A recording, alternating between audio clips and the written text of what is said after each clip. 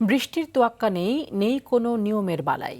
নরসিংদীর পলাশে রীতিমতো হাঁটু পানিতেই আরসিসি সড়কের ঢালাই কাজ শেষ করার চেষ্টা ঠিকাদারি প্রতিষ্ঠানের, তবে শেষ রক্ষা হয়নি। স্থানীয়দের ভিডিও সামাজিক যোগাযোগ মাধ্যমে ছড়িয়ে পড়লে শুরু হয় তোলপাড়। চাপের মুখে শেষ পর্যন্ত দেয়া ঢালাই তুলতে ফেলতে বাধ্য হয়েছে ঠিকাদার। নরসিংদী প্রতিনিধি নূরে আলম রনির পাঠানো তথ্য ও চিত্রে আরও জানাচ্ছেন লিওন আজাদ।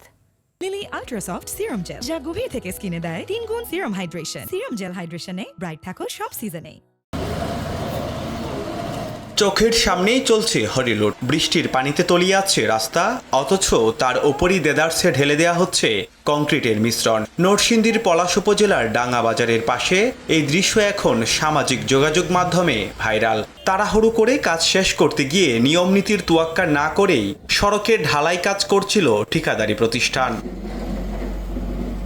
5 দোনা থেকে ডাঙ্গা 4 লেন সড়কের অংশ হিসেবে ডাঙ্গা বাজার থেকে ইউনিয়ন পরিষদ পর্যন্ত 120 মিটার আরসিসি সড়কে নির্মাণ কাজ করছে ন্যাশনাল ডেভেলপমেন্ট ইঞ্জিনিয়ার্স লিমিটেড।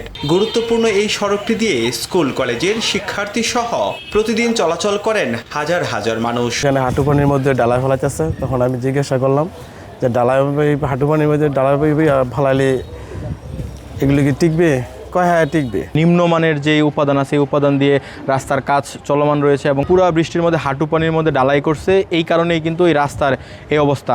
শুরুতে দায়সারা যুক্তি দিলেও শেষ পর্যন্ত ক্যামেরার সামনে নিজেদের গাফিলতির কথা স্বীকার করেন ঠিকাদারি প্রতিষ্ঠানের ইঞ্জিনিয়ার। হ্যাঁ, এটা অবশ্যই ভুল হয়েছে। এখন এটা আমরা সারা রাত যেভাবে বলে ওইভাবে আমরা কারেকশন করে দেবো। যে এখনই বললো ফোন দিয়ে যে ওটা একটু উঠে নেওয়ার জন্য আর কি, আমরা এখন এটা উঠে ফেলবো এখন। এদিকে অনিয়মের খবর পেয়ে দ্রুত ঘটনাস্থলে ছুটেন নরসিংদী সড়ক ও জনপথ বিভাগের কর্মকর্তারা। এটা সকালে ওরা এই ডালাইটা করে ফেলেছে। এখন আমরা এসে দেখছি এটা যে সব জায়গায় সমস্যা হয়েছে এটা রেকটিফাই করে প্রয়োজনে এই সকল জায়গায় আবার নতুন করে ওরা কমপ্লিট করবে, তারপরে আমরা ওদেরকে সার্টিফাইড করবো আর কি। তবে শুধু ঢালাই তোলাই যথেষ্ট নয়, সরকারি অর্থ অপচয় ও দুর্নীতির চেষ্টা চালানো ঠিকাদারি প্রতিষ্ঠানের বিরুদ্ধে কঠোর আইনি ব্যবস্থা নেয়ার দাবি সচেতন মহলের। Leon Azad, RTV।